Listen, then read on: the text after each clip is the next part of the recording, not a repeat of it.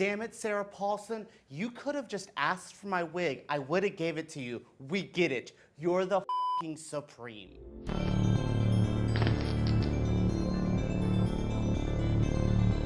Hey guys, welcome back to my channel. My name's EJ Marino, and this is About Last Night, the show where I talk about the movie I saw last night. I'm so excited to jump into this. Yes, we are doing another review of American Horror Story, Episode 6, Return to Murder House. American Horror Story Apocalypse. Wow, what an amazing episode of American Horror Story. Sarah Paulson's direction of this episode was fantastic. I think what makes it stick out for me even more is just during the day yesterday, I heard an article about Jason Blum. He does Blumhouse, which does the Insidious movies and the Paranormal Activity, those movies. He just recently said he couldn't find a female director to direct his horror films. Well, now you have Sarah Paulson's number. You had it for Glass.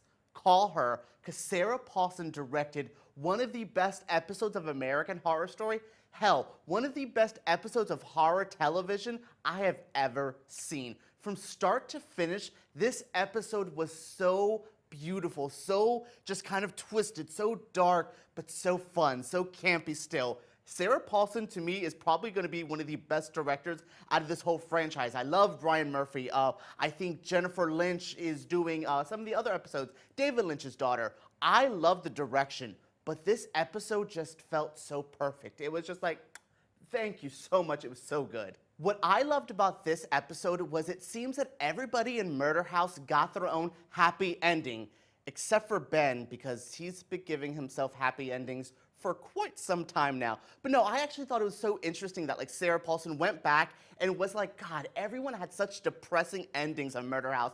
I liked that first season, but by the end, you're just like, well, what was the point? That was so sad. Nothing ended happy. This was her going Sarah Paulson was like, I agree with you. Let's go back and fix some things. So let's just start right in the beginning. Behold and Madison buy Murder House. I am so happy with that. I'll talk about them in a minute because I have some Behold and Madison gushing to do. But basically, when they get in here, they want to figure out what the point of Langdon was, why Michael is just so evil, his root, and they start figuring it out. But to do that, they have to make some of these ghosts happy. First thing they do is set Moira free. Oh my God, I am so happy about that. I'm not saying her ending of her character was some happy-go-lucky moment, because it was still pretty morose, but it was what her character wanted. It's what her character deserved. And I was so happy to see that. I was so happy to see an ending like that for a character that deserved it. Hell, even the Harmons, two of the most unlikable, intolerable people, got a happy ending. Vivian and Ben deserved what they got. They are finally happy together. We find out a lot about them, which I'll talk about a little bit later when we get into the Michael Langdon backstory. But I actually liked seeing their connection at the end.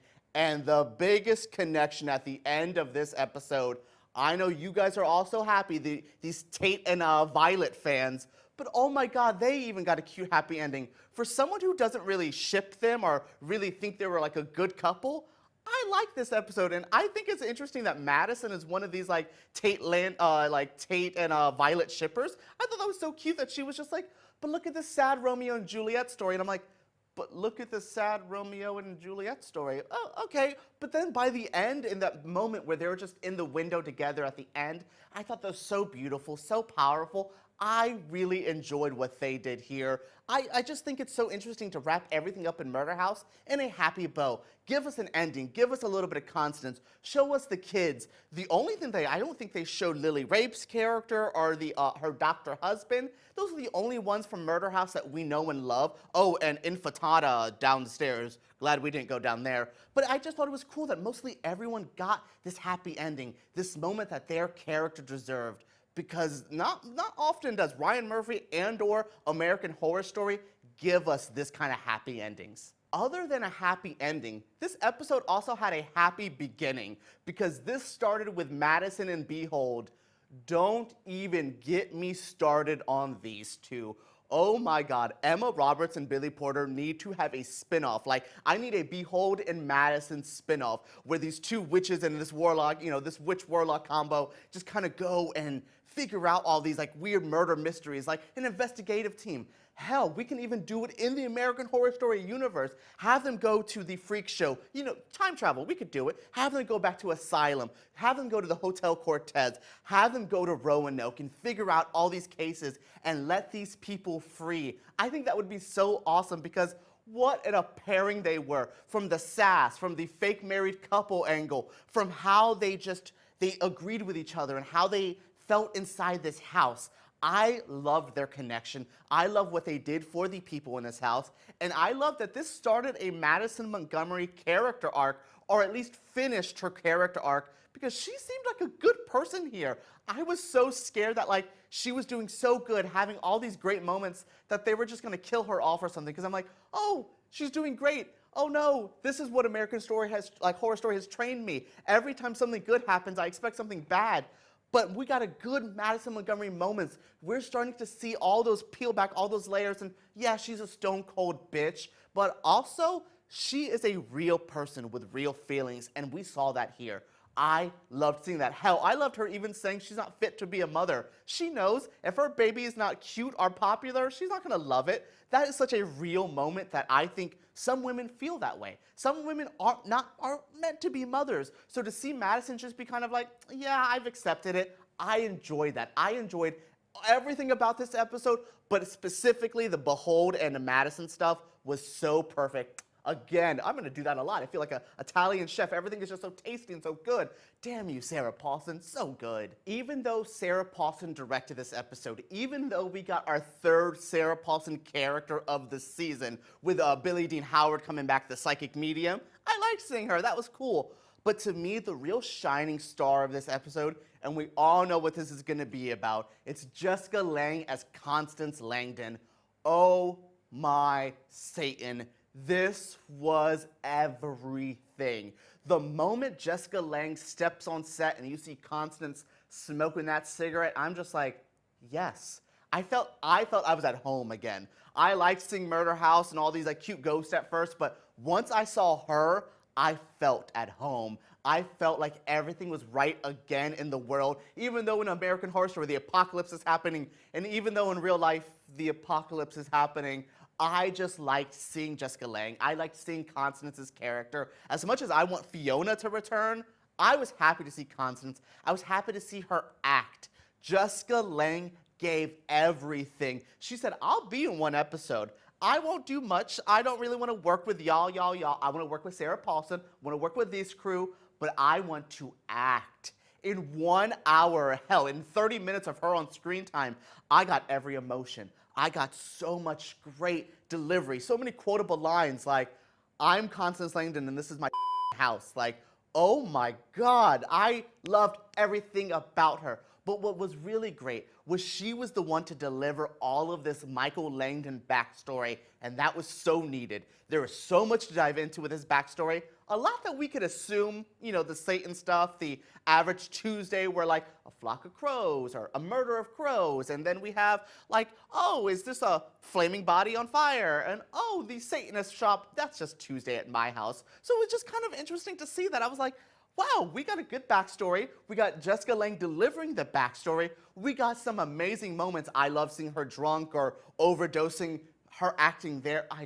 This was such a great thing. And to see her just command the screen, I'm not going to be one of these people that I want her to return for a whole season. I get it. She could enjoy her like semi-retirement. But I just want to see her again, just pop up another episode, maybe next season or season 10 or something like that, because I just miss Jessica Lange so much. But what was so good about this Langdon backstory is, other than we kind of knew he was going to be typical, like, Omen, satanic child, like, all hail Michael, we did it all for you, Michael. Like, other than that, I liked seeing that, like, when she said the family was marked of death from birth. Like, from the moment he was born, he was going to be a harbinger of death. And that is like just so genius to see and so weird, and I'm just so like, I have so many feelings about what Langdon did in this episode. Him trying to kill Constance's character, and then that moment where he lets go and you see that one teardrop. Then we saw where Miss Mead's character originated from.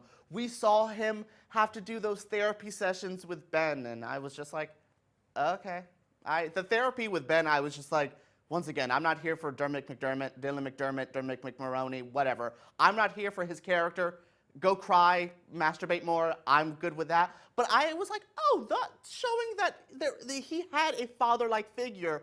But no matter what, even with a father-like figure, even with Constance being that mother role, he's still evil. Because no matter what, Tate's not his daddy, Ben's not his daddy, Satan, evil is his daddy. And that's what makes him so interesting to see, because he's just a fun bad guy to watch. And watching him grow up in this episode, I love this very cocky older Michael we see in like the present day story. But this growing boy, this lost child of evil, is so interesting to see. Such a good development of a character. One of my big talking points about this Langdon story is his rapid aging. Jessica Lange's character says one day he went to bed, this cute little child, and woke up this like 18-year-old boy. What the hell happened? Is that what his demon face is? Every time we see that real face Langdon has, is that his real, is he like out-aging everything and is just becoming like, he's like a real old man but has to put on this young front? I'm curious of what that is, because that rapid aging thing really stuck with me. Really made me think, is that the way to defeat him? Do we like snap our fingers and make him age quicker? What's gonna happen there? What's your feelings about that? Because I'm curious of this this aging thing. I'm curious about so much of this. My other big talking point with Michael and Jessica Lange's character with Constance, it was so sad to see that basically like she had to kill herself to get out of the scenario. Like I like this attitude where was like, I didn't want no man to have the honor of killing me. No, I was going to do it on my own time. I was going to do it in Murder House. Yes, you said it was a prison. Basically, it is. God, I don't want to die in Murder House. But what I liked about that is she was with her kids. And that's what matters the most, other than Langdon. But I think she's even disowned that child. Like she said, she goes, once he's left, I wanted nothing to do with him. So I just thought it was how happy she got her happy ending. The Harmons got her happy ending. Hell, if we were going to keep along with happy endings, the end of the world happened. So Michael Langdon got his happy ending too. That's so sad. God, this season is so weird and twisted. To wrap up this whole episode, what I really enjoyed about Return to Murder House is, yes, it was a backstory filler episode. I don't have as many notes as I usually do, but I just thought this was such a well-crafted, well-directed episode. Sarah Paulson's direction, she needs to return to do more than one episode a season, because her work is so...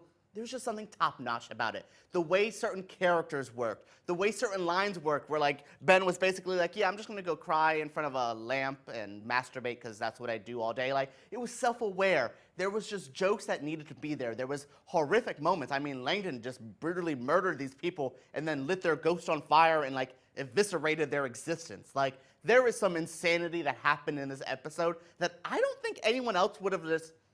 Yeah, I know Sarah Paulson didn't write the script, but no one else would have been able to bring this to life as great as she did. I loved this episode. As much as I don't want these backstory filler episodes to fill up the rest of the season, I am just happy I got a great, well-crafted episode, some amazing acting from Jessica Lange, from from Emma Roberts, Billy Porter. Hell, I even liked Evan Peters and Vera Farmiga, and everyone was, or Thaisa Farmiga, not Vera. That would be so weird to see Vera in these things. I just thought everyone did so good. I was so happy with this. This was a great episode of Horror Story. I got my American Horror Story shirt. I'm just in a great mood. Horror Story does this. Every Thursday, I get to do these videos, record them, talk with you guys, and that means the world to me. But what also means the most is finishing an episode of Horror Story and being like, that was great. I said last week was like a snack. I got like my num num num, but this one, I had a meal. I was full after this. I'm good for a week until American Horror Story. You gave me everything I needed to digest into this wild episode.